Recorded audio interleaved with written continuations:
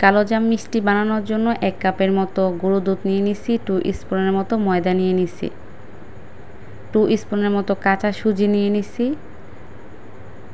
2 স্পুনের মতো জাল করা দুধ নিয়ে নিছি, ঘি লাগবে, ঘি নিয়ে নিছি। এখন শুকনো উপকরণগুলোকে সব একসাথে করে নিব।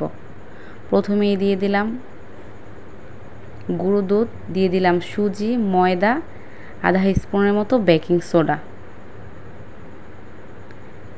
শুকনো উপকরণগুলোকে হাতের সাহায্যে একটু মিশিয়ে নিতে হবে। এখন দিয়ে দিব 1 স্পুনের মতো ঘি। ঘিটা দেওয়ার পরে হাতের সাহায্যে ভালো করে ডলে ডলে মিক্স করে নিতে হবে সবগুলো উপকরণের সঙ্গে। এই কাজটা কিন্তু স্কিপ করা যাবে না। ঘিটা যখন ভালো করে মিক্স করা হয়ে যাবে, হাতের তালুতে নিয়ে এভাবে মোট করলেই কিন্তু বোঝা যাবে যে সম্পূর্ণ মিক্স করা হয়ে গেছে মিশ্রণটা।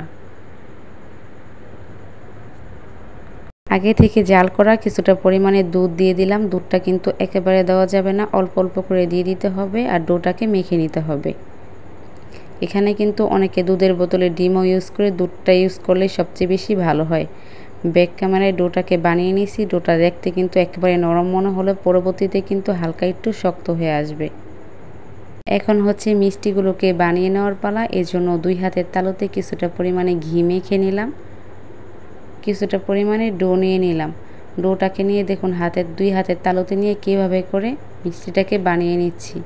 একদমই অল্প সময়ে একটা মিষ্টি বানিয়ে নেওয়া হয়ে গেল। এখন হচ্ছে আরেকটা মিষ্টি বানিয়ে দেখাচ্ছি। সবগুলো মিষ্টি কিন্তু বানিয়ে নেওয়া হয়ে গেল। এখন হচ্ছে মিষ্টিগুলো ভেজে নেওয়ার পালা।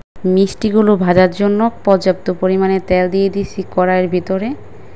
তেলটা যখন হালকা একটু গরম হয়ে আসবে তখন মিষ্টিগুলোকে দিয়ে দিছি। তেলটা কিন্তু একদমই গরম করে নেই। দেখুন কীরকমভাবে মিষ্টিগুলোকে দিয়ে দিচ্ছি হালকা গরম তেলের ভিতরে। একে একে সবগুলো মিষ্টি দেওয়া হয়ে গেছে। এখন হচ্ছে কাঁটা চামচের সাহায্যে এপাশ ওপাশ করে উল্টিয়ে দিচ্ছি। এপাশ ওপাশ করে উল্টিয়ে না দিলে এক পাশ কিন্তু লালচে হবে, আরেক পাশ সাদা থেকে যাবে। এজন্য এপাশ ওপাশ করে ধৈর্য সহকারে মিষ্টিগুলোকে ভেজে নিতে হবে। এভাবে করে কিন্তু অল্প সময় আপনারা বাড়িতে 1 কেজি থেকে 1.5 কেজি 2 কেজি মিষ্টিও বানিয়ে নিতে পারেন। মিষ্টিগুলো কিন্তু অনেকটা পরিমাণে ফুলে উঠছে, দেখুন দেখলেই বোঝা যাবে। এখন হচ্ছে একে একে মিষ্টিগুলোকে সব উঠিয়ে নিব। একদম ব্রাউন কালার করে মিষ্টিগুলো ভাজা হয়ে গেছে। শিরাটাকে বানিয়ে নিব। এই জন্য 1 কাপের মতো চিনি দিয়ে দিছি প্যানের ভিতরে, আধা কাপের রকম পানি দিয়ে দিছি, 2টা এলাচ, 2টা দারচিনি দিয়ে দিলাম। শিরাটা যখন ফুটে উঠছে তখন মিষ্টিগুলোকে দিয়ে দিছি। মিষ্টিগুলোকে দেওয়ার পরে চুলাটা বন্ধ করে দিব। ঢাকনা দিয়ে 2 থেকে 3 ঘন্টার মতো রেখে দিব। 2 থেকে 3 ঘন্টা পরে সার্ভ করে নিছি।